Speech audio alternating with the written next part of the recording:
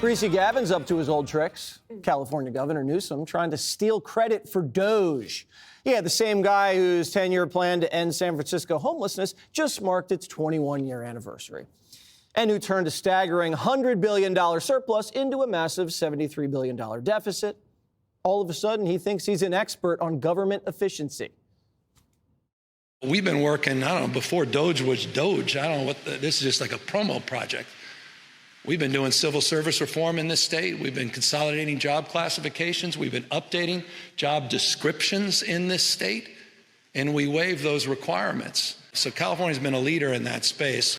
Yeah, just a little. And while Gavin daydreams about DOGE, the real DOGE is getting to work at their first House caucus meeting with lawmakers set to tackle COVID unemployment fraud. Brian, you see these people who got their COVID unemployment money. They all have Lambos. All right.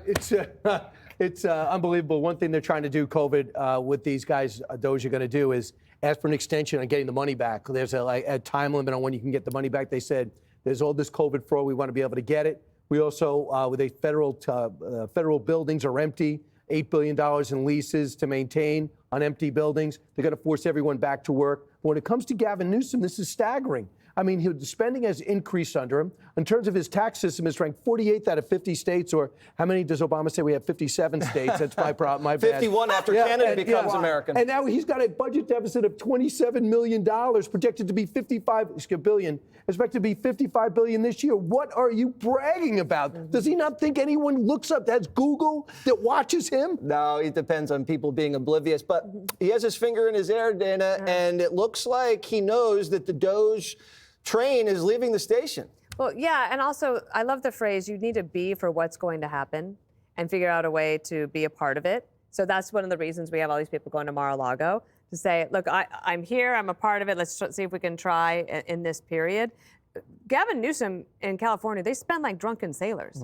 And then they put consumers in a really bad place. This issue is really bothersome to me. It's about truck manufacturers. And one of the things that Gavin Newsom did is he struck this unholy alliance with the truck manufacturers to create this cartel that would get rid of the combustible engine and get those trucks out of the market and try to make them all electric.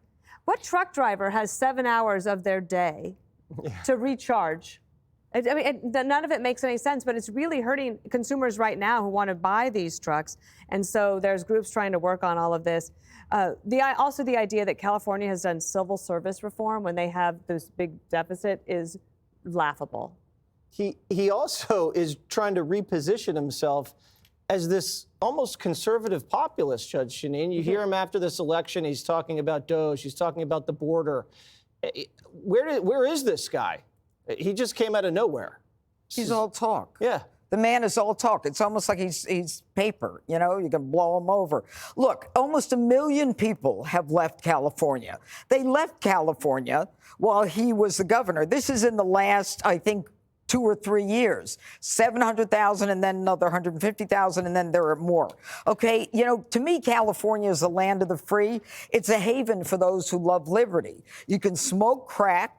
You can go into a jewelry store with an AR-15. As long as you don't use it, you can take the jewels, be out of jail, wearing the jewelry within 24 hours. It's the land of the free, California. This guy with Proposition 47, making felonies into misdemeanors, trying to convince people that he's fighting crime, trying to say to people, you know, I started DOGE before DOGE was DOGE. You know, he better be careful because all those people that he relies on in Silicon Valley, they're all eating at the table of Donald Trump right now, and he may not be able to rely on them the way he did in the past. And, you know, he basically, you know, he's a copycat. He's lost money with the homeless.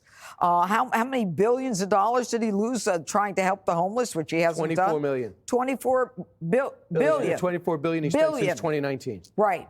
So, I mean, this guy's a failure at every level. But maybe I'm wrong, Harold. I mean, yes, but he could be the nominee in 4 years. Could. Maybe, maybe not. Maybe it will be Harold. I applaud Governor Newsom for his efforts undertaking civil reform in his state. But, Governor, instead of trying to drive a wedge between what you've done and what President-elect Trump is trying to do, why not praise him too? Why not offer ideas as to what the president can do based on your experience and the success that you've had in California?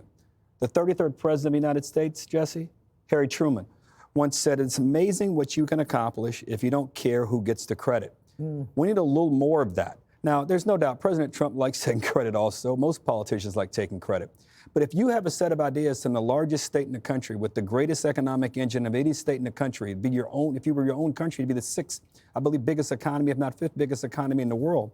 Give us some ideas. And for all these people in my party who are still so frustrated and so mad and so angry that Trump won, instead of talking, if you don't have something constructive to say, go see a therapist. And I say that not lightly, but don't give us this complaining in the public space. If you have ideas to help the country, give the ideas. Let's stop trying to drive wedges. The country has spoken, and if we want to speak, we should speak constructively over the next several weeks, next several months. Good job, Harold. I like that. I feel You like told them off. I feel like you're. Look, I meant what I said. I just think it's time to not. Everybody's got to stop taking credit and make the country better. Does that message suggest you were taking too much credit for the success of the show, which remains #1? Yeah. That's in the commercial break. We'll The talk show's about number that. one despite me. And I knew that Harry Truman was the 33rd president. I just wanted to see if he knew it. Click here to subscribe to the Fox News YouTube page to catch our hottest interviews and most compelling analysis. You won't get it anywhere else.